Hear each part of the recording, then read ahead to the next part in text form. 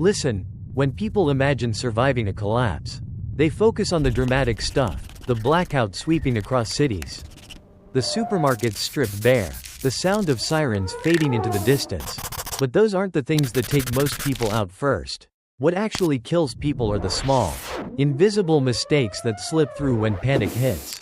The quiet threats hiding behind the noise.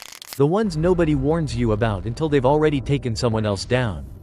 So let's talk about the 7 killers that wipe people out faster than any apocalypse scenario, and why understanding the science behind them might be the only thing that buys you time when everything around you stops working. The first danger isn't violence or chaos, it's shock. Not the dramatic movie version, but the biological shutdown your brain triggers when your world suddenly stops making sense. Your vision narrows, your hands go cold, your thoughts scatter like someone unplugged them. You don't run, you don't fight, you don't think, you freeze. And freezing in a crisis is death. People imagine themselves reacting like heroes, but real disasters show the opposite. Most people remain rooted in place, repeating meaningless actions because the brain refuses to update its understanding of reality. The only way through shock is familiarity.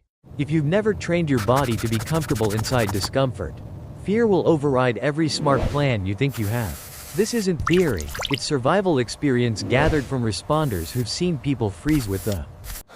But even if you break through shock, the second killer sweeps in much faster than collapse itself: dehydration. Not the slow days-long version, the quick kind that happens the moment panic ramps up your breathing. You're sweating, you're stress hormones drain your hydration levels fast. And when water becomes scarce during a blackout or grid failure, your brain function drops even faster. Just a tiny decline in hydration, as. Then there's something people completely ignore: micro-injuries. Small cuts, scrapes, twisted ankles, blisters. Things you'd shrug off on a normal day become deadly once hospitals, clean water, and medicine disappear. A tiny wound becomes an infection. An infection becomes fever. Fever becomes dehydration. Dehydration becomes confusion. Confusion becomes wandering into more danger. Collapse doesn't need to crush society if one bad step crushes that. But none of that compares to the fourth killer: bad air.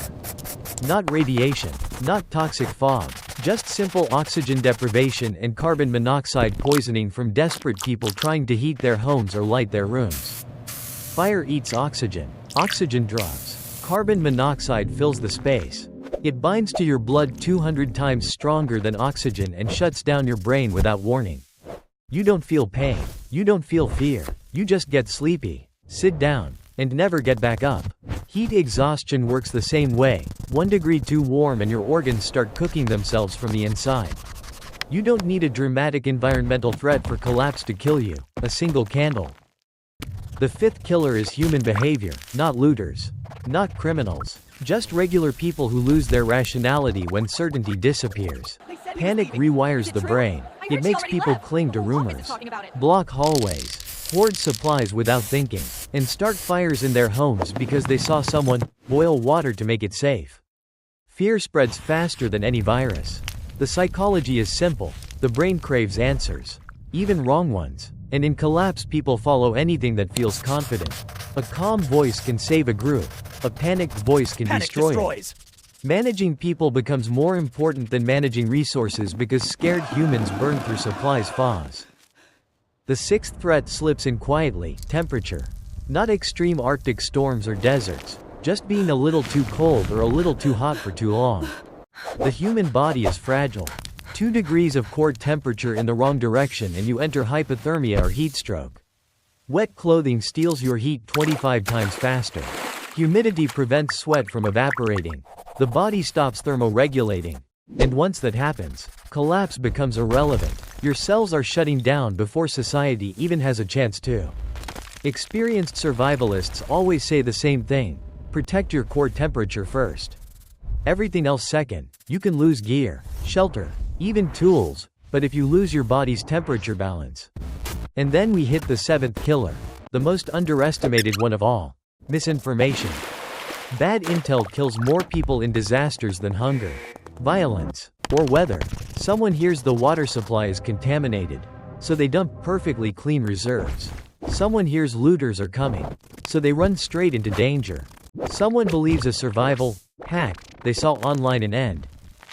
And here's the unsettling truth beneath all of this. The collapse isn't your enemy.